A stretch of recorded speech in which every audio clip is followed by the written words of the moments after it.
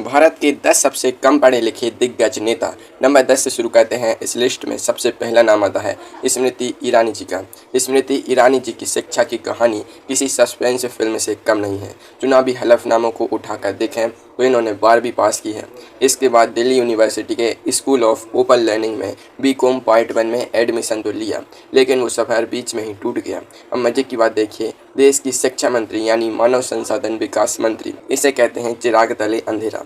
देश के सारे आईआईटी और आईआईएम के नियम वो तय कर रही हैं, जिनकी खुद की डिग्री पर हमेशा बवाल मचा रहा।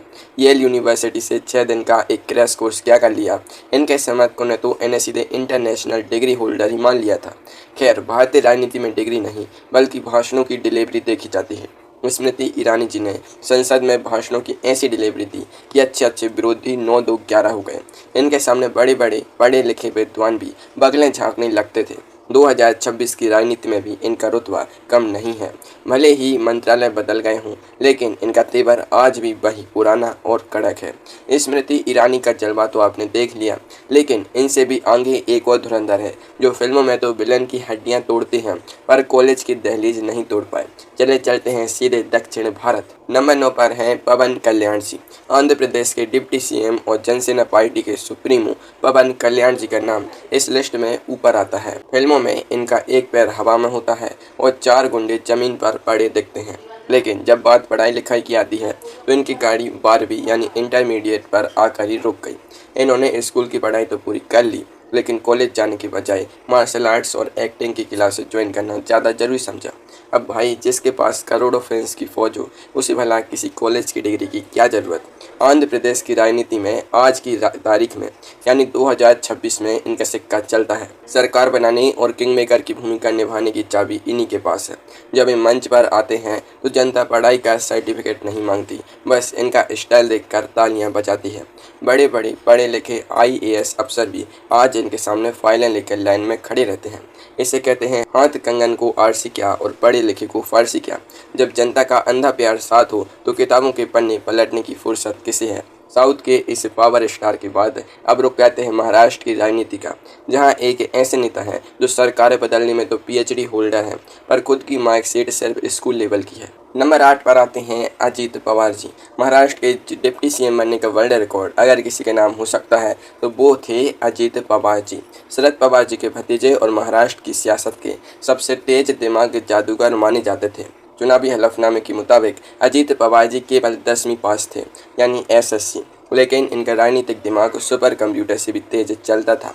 कब कौन सी सरकार बनानी है, कब किस पार्टी के साथ गठबंधन की खिचड़ी पकानी है और कब चाचा की पार्टी से पूरी की पूरी पार्टी ही गायब कर देनी है, उनका गणित अजीत पवार जी से बेहतर कोई नहीं जानता था। बड़े बड़े चार्टर्ड अकाउंटेंट और फाइनेंस एक्सपर्ट्स इनके सामने बजट लेकर बैठते थे, क्योंकि ये महाराष्ट्र के वित्त मंत्री भी रह चुके थे। 10वीं पास होकर भी पूरे राज्य की तिजोरी की चाबी इनके पास थी। इसे कहते हैं घाट घाट का पानी पीना। इनकी राजनीतिक सूझबूझ के सामने बड़ी बड़ी डिग्रियां पानी बहती नजर आती थी। नंबर 7 पर हैं शिबू सोरेन जी। झारखंड मुक्ति मोर्चा के सर्वेसर्वा और झारखंड के पूर्व मुख्यमंत्री शिबू सोरेन जी। राजनीति में लोग इन्हें प्यार से गुरु जी कहते हैं। अब नाम में गुरुजी लगा है तो पहली बार में लगता होगा कि कोई बड़े प्रोफेसर या स्कॉलर होंगे, लेकिन असलियत ये है कि गुरुजी सिर्फ 10वीं पास है। मैट्रिक की परीक्षा पास करने के बाद ये आदिवासियों के हक की लड़ाई में ऐसे कूदे कि फिर कभी मुड़कर स्कूल की तरफ नहीं देखा। इन्होंने पढ़ाई की किताबें छोड़कर तीर कमान उठा लिया। पूरा झारखंड राज्य अलग करवाने में इनकी सबसे बड़ी भूमिका रही। 3 बार राज्य के मुख्यमंत्री रहे और केंद्र सरकार में कोयला मंत्री भी रहे। कोयले की खदानों का पूरा हिसाब किताब रखने वाले गुरुजी ने कभी कॉलेज के प्रोफेसर का लेक्चर नहीं सुना, लेकिन राजनीति के मैदान पर इन्होंने बड़े बड़े दिग्गजों से अपना लोहा मनवा लिया। 2026 में भी झारखंड की राजनीति में इनके नाम का डंका बजता है। गुरुजी ने साबित कर दिया कि असली ज्ञान किताबी पन्नों में नहीं बल्कि जमीन पर जनता के बीच पसीना बहाने से मिलता है। झारखंड के गुरुजी के बाद अब बात करते हैं साउथ की उस अम्मा की, जो स्कूल में तो इतनी तेज थी कि गोल्ड मेडल जीत लाई, पर किस्मत उन्हें किताबों से दूर ग्लैमर और पावर की दुनिया में खींच लाई। नंबर 6 पर हैं जे जयललिता जी। तमिलनाडु की अम्मा यानी जयललिता जी। इनकी कहानी बाकी नेताओं से थोड़ी अलग और दिलचस्प है। ये कम पढ़ी लिखी मजबूरी में नहीं रही, बल्कि किस्मत इन्हें कहीं और ले गई। जयललिता जी स्कूल में बेहद मेधावी छात्रा थी। इन्होंने मैट्रिक यानी 10वीं की परीक्षा में पूरे राज्य में टॉप किया था। और उन्हें गोल्ड मेडल मिला था। वो आगे डॉक्टर या वकील बनना चाहती थी, लेकिन कम उम्र में ही पारिवारिक जिम्मेदारियों के कारण उन्हें फिल्मों में आना पड़ा। फिल्मों में वो सुपरस्टार बनी और फिर राजनीति में आकर तो उन्होंने इतिहास ही रच दिया। कॉलेज की डिग्री ना होने के बावजूद उनकी अंग्रेजी और उनका प्रशासनिक कंट्रोल ऐसा था कि बड़े बड़े पढ़े लिखे आईएएस अफसर उनके सामने थर थर कांपते थे। वो जो आदेश देती थी वो पत्थर की लकीर बन जाता था।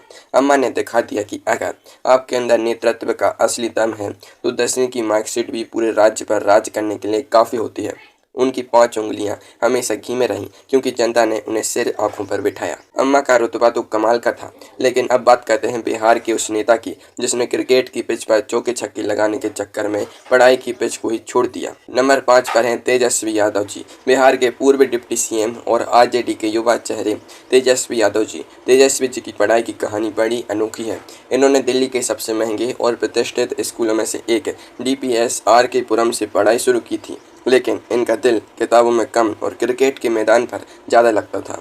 क्रिकेट के चक्कर में इन्होंने 9वीं क्लास के बाद पढ़ाई को हमेशा के लिए टाटा बाय बाय कह दिया। ये दिल्ली की स्टेट टीम में खेले और आईपीएल में दिल्ली डेयरडेविल्स की टीम का हिस्सा भी रहे। हालांकि वहां इन्हें मैच खेलने का मौका नहीं मिला, लेकिन राजनीति के पिच पर आते ही इन्होंने सीधे छक्का मार दिया। सिर्फ 26 साल की उम्र में ये बिहार के डिप्टी सीएम बन गए थे। 2026 की राजनीति में भी तेजस्वी जी बिहार विपक्ष के सबसे बड़े खिलाड़ी बने हुए हैं। विरोधी अक्सर इनकी 9वीं पास वाली डिग्री को लेकर ताने मारते हैं, लेकिन तेजस्वी जी अपने भाषणों और रैलियों से विरोधियों को दिन में तारे दिखा देते हैं। राजनीति के इस खेल में वो पूरी तरह सेट हैं। तेजस्वी जी ने तो क्रिकेट के चक्कर में पढ़ाई छोड़ी, लेकिन तमिलनाडु के अगले नेताजी ने तो बिना किसी डिग्री के तमिल भाषा का ऐसा साम्राज्य खड़ा किया कि बड़े बड़े स्कॉलर भी हैरान रह गए। नंबर 4 पर हैं एम करुणानिधि जी, तमिलनाडु की राजनीति के भीष्म पितामह एम करुणानिधि जी। द्रविड़ राजनीति के ऐसे कद्दावर नेता की शिक्षा केवल 10वीं ड्रॉप आउट तक ही सीमित थी, यानी स्कूल की पढ़ाई भी पूरी नहीं हो पाई थी, लेकिन कला और भाषा पर इनकी पकड़ ऐसी थी कि अच्छी यूनिवर्सिटी के प्रोफेसर भी इनके सामने पानी बहाते नजर आते थे। इन्होंने कम उम्र में ही नाटक और फिल्मों के लिए स्क्रिप्ट लिखना शुरू कर दिया था। तमिल भाषा के ये इतने बड़े विद्वान, कवि और लेखक थे कि लोग इनकी लिखी लाइनें सुनने के लिए थिएटर में भीड़ लगाते थे। 5 बार तमिलनाडु के मुख्यमंत्री रहे करुणानिधि जी ने बिना किसी डिग्री के आधी सदी तक राज्य की सत्ता की दिशा तय की। राजनीति में हमेशा इनकी ही तूती बोलती थी। इन्होंने साबित किया कि डिग्री सिर्फ एक कागज का टुकड़ा है, असली प्रतिभा और सूझबूझ तो इंसान के खून में होती है। विरोधियों ने लाख कोशिशें की, लेकिन करुणानिधि जी की राजनीतिक चालों का तोड़ कोई नहीं ढूंढ पाया। करुणानिधि जी के बाद अब बारी है भगवा रंग में रंगी उस फायर ब्रांड नेता की, जिनकी आवाज़ जब संसद में गूंजती थी तो बड़े बड़े दिग्गजों के पसीने छूट जाते थे, पर उनका खुद का रिपोर्ट कार्ड बहुत छोटा था। नंबर 3 पर हैं उमा भारती जी, मध्य प्रदेश के पूर्व मुख्यमंत्री और बीजेपी की फायर ब्रांड नेता उमा भारती जी राम जन्मभूमि आंदोलन का प्रमुख चेहरा रही। उमा भारती जी की शैक्षणिक योग्यता आधिकारिक रिकॉर्ड के अनुसार केवल 6वीं पास है। जी हाँ, सिर्फ 6वीं पास। लेकिन इनकी भाषणों में जो धार और जो कड़कपन था उसने भारतीय राजनीति में हमेशा खलबली मचा कर रखी। उमा जी जब मंच पर खड़ी होकर बोलना शुरू करती थी तो बड़ी बड़ी डिग्रियां रखने वाले नेता भी चुपचाप बैठकर सिर्फ सुनना करते थे। केंद्र सरकार में इन्होंने जल संसाधन और गंगा संरक्षण जैसे बेहद जटिल मंत्रालयों की जिम्मेदारी संभाली। बड़े बड़े वैज्ञानिक और ब्यूरोक्रेट्स इनके सामने प्रेजेंटेशन देते थे और उमा जी अपनी सूझबूझ से नीतियां बनाती थी। इन्होंने कभी किसी कॉलेज का मुंह नहीं देखा, लेकिन राजनीति के मैदान में इन्होंने विरोधियों की ईंट से ईंट बचा दी।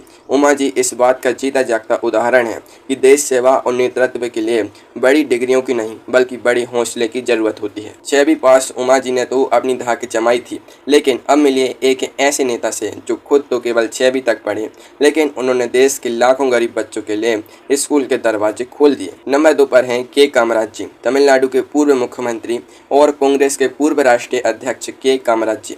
भारतीय राजनीति के इतिहास में इन्हें किंग मेकर कहा जाता है। लाल बहादुर शास्त्री और इंदिरा गांधी जी को प्रधानमंत्री बनाने के पीछे इन्हीं का दिमाग था। कामराज जी खुद केवल 6वीं कक्षा तक ही पढ़ पाए थे, क्योंकि बचपन में ही उनके पिता का साया सिर से उठ गया था और घर की आर्थिक स्थिति खराब हो गई थी। लेकिन कम पढ़े लिखे होने के बाद भी उनका विजन इतना बड़ा था कि आज का पूरा भारत उनका एहसानमंद है। तमिलनाडु के मुख्यमंत्री रहते हुए उन्होंने महसूस किया कि गरीब बच्चे स्कूल इसलिए नहीं आते क्योंकि उन्हें पेट भरने के लिए काम करना पड़ता है। इसके बाद उन्होंने स्कूलों में मिड डे मील यानी मुफ्त दोपहर के भोजन की योजना शुरू की। इस एक योजना ने पूरे देश की शिक्षा व्यवस्था का चेहरा बदल कर रख दिया। खुद कम पढ़े लिखे होने के बावजूद उन्होंने लाखों बच्चों को साक्षर बना दिया। इसे कहते हैं मील का पत्थर साबित होना। कामराज जी का नाम इतिहास में हमेशा सुनहरे अक्षरों में लिखा रहेगा। और अब वक्त आ गया है नंबर 1 का। भारत की राजनीति का वो नाम जिसने बिना किसी स्कूल की बड़ी पढ़ाई के सीधे सूबे की सबसे बड़ी कुर्सी संभाली और बड़े बड़े पढ़े लिखे अधिकारियों को अपनी उंगलियों पर नचाया। नंबर 1 पर हैं राबड़ी देवी जी। बिहार की पहली महिला मुख्यमंत्री राबड़ी देवी जी। राबड़ी जी की शिक्षा केवल प्राथमिक विद्यालय यानी प्राइमरी स्कूल तक ही सीमित रही। जब लालू प्रसाद यादव जी को चारा घोटाले के चक्कर में जेल जाना पड़ा तो राबड़ी देवी जी को अचानक घर के चूल्हे चौके से निकालकर सीधे मुख्यमंत्री की कुर्सी पर बैठा दिया गया। शुरुआती दिनों में विरोधी उनका खूब मजाक उड़ाते थे, उन्हें अंगूठा छाप तक कहा गया, लेकिन राबड़ी जी ने सबको हैरान करते हुए लगातार कई सालों तक बिहार जैसे जटिल और बड़े राज्य की सत्ता संभाली। कैबिनेट की मीटिंग्स लेना, फाइलों पर दस्तखत करना और विरोधियों के तीखे राजनीतिक बाणों का सीधा जवाब देना, ये सब उन्होंने बहुत कम समय में बखूबी सीख लिया। उनके शासनकाल में बड़े बड़े IAS और IPS अफसर उनके सामने हाथ जोड़कर खड़े रहते थे। राबड़ी जी ने साबित कर दिया कि भले ही उनके पास कोई बड़ी डिग्री ना हो, लेकिन सत्ता चलाने का जो देसी हुनर उनके पास था वो दुनिया की किसी भी बड़ी यूनिवर्सिटी में नहीं सिखाया जाता। राजनीति के मामले में उन्होंने अच्छे दिग्गजों को पानी पिला दिया।